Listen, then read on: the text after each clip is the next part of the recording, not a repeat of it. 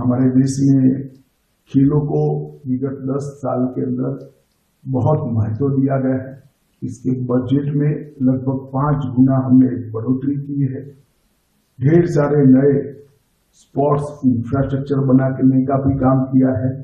Tops target Olympic podium scheme, इसके तहत हम लगभग 3000 खिलाड़ियों को आज से ही 36 की तैयारी के लिए 50,000 रुपया प्रति माह देकर उनकी ट्रेनिंग की व्यवस्था करे हैं।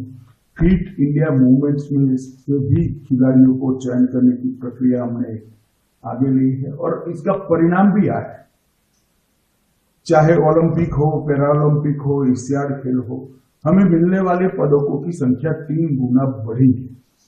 परंतु एक लंबी प्रक्रिया है।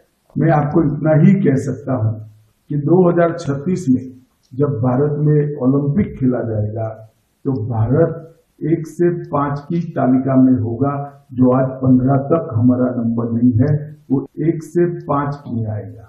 और ओलंपिक का उपयोग कर खेल की उत्कृष्टता को सस्टेन तरीके से मेंटेन करने के लिए भी मैं भी इंटरेस्ट ले रहा हूं, हमारे खेल मंत्री ज्यादा इंटरेस्ट ले रहे हैं। एक कार्य योजना बना रहे हैं कि 36 के बाद ये तालिका में हम ऊपर ही जाए।